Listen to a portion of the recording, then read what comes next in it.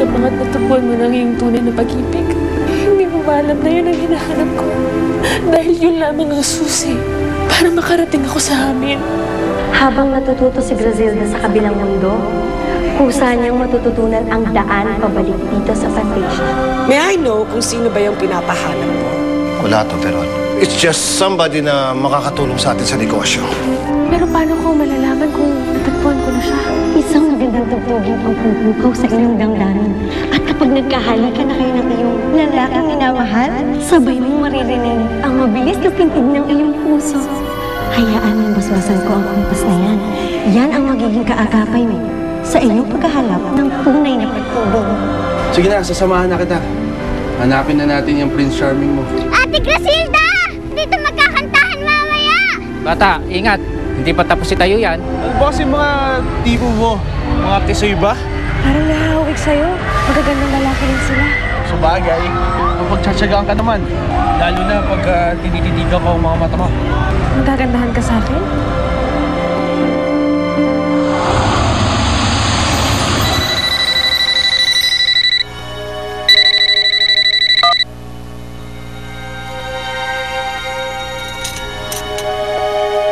Sir, ano nga pa nakapelyido nung pinapahanap nyo? Grasilda lang kasi ang nakalagay sa text ninyo.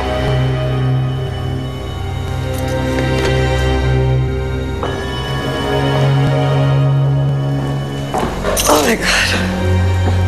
Mom? Ano naman pong problema? I don't know what got into your father's head. Hanggang ngayon, pinapahanap pa niya yung maid na yon. I don't understand. Mom, alam niyo naman po na hindi makakatulong sa atin ang lumalayas ang muchacha dito. Kilala niyo naman si Daddy. Naku, mortal sin sa kanya kapag umaalis ang maid. I know. Ni hindi niya man lang tinanong sa akin kung gusto ko pang bumalik yung katulong na yan. Imagine. You know, I really have to prove to your father na hindi lahat ng gusto niya ay pwedeng mangyari.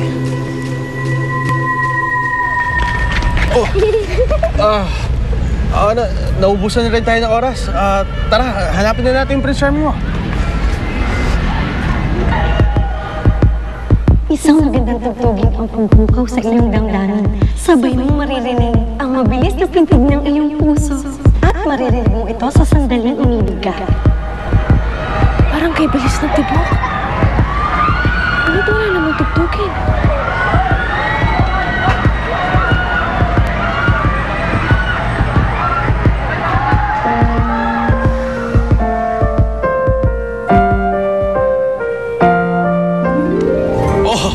Ano? Sino sa dalawang yung gusto mo maging Prince Charming mo, ha? Pinapapili mo ako sa mga ito? Bakit? Pupogi naman nila. Kay lilit nila? At wala akong marinig na tugtugin. Hindi wala akong nararamdaman. At hindi naman yata tamang duwende ang aking maging Prince Charming. Ayos ha, nakakarami ka na, ha? Sana isang duwende ang may mapangasawa. Oy, saan ka pupunta, ha? Dito ka lang, upo ka ulit. Baka mawala ka na naman. May problema pa ako sa kakahanap sa'yo.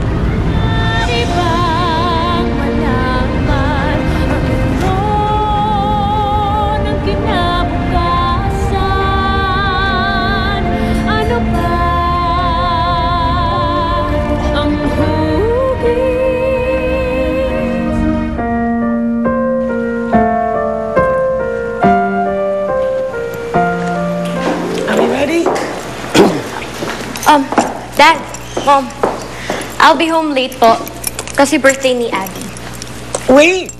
Let's have lunch with your dad muna. Sorry, I can't make it. May kailangan kong gawin sa factory.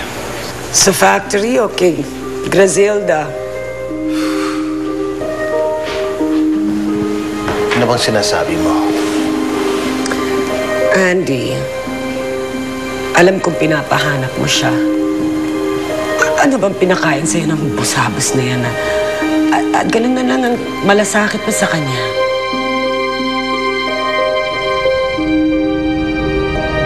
Magandang araw mga kababaihan, mga kalalakihan. Halina po kayo, pasukin at saksihan ang taong mukhang unggoy. Halina kayo, halagang 5 piso, saksihan. Ama? Ama, ikaw ba yan? Naku po, si Griselda. Ang iyong anak. Magandang araw, mga kababaihan, mga kalalakihan. Mabait na bata si Griselda. At matagal mo nang alam na matulungin ako sa mga maliliit na tao. Yes, I know. But still, iba pa rin ang trato mo sa Griselda na yan. Ay, nako. I have to go, okay? I'd rather be in the factory kaysa mag-away tayo dito sa bahay. Wait, what?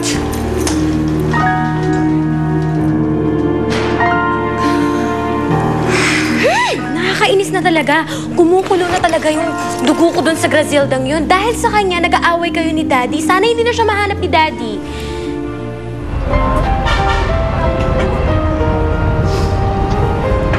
Bakit pa palagi na lamang pinagtatawanan ng mga tao dito? Ikaw naman kasi. Bakit mo tinatawag na kamay ang speaker na yan, ha? Tagubundo ka nga talaga, no? Katulad din yan ng gamit ni Ama. Nasa loob din ng kanyang boses. Kumakanta pa nga siya. At magandang kanyang boses. Kaya lang, hindi ko na matandaan kung ano ang kanyang itsura. Bakit? Nasaan ba airpods mo ngayon, ha?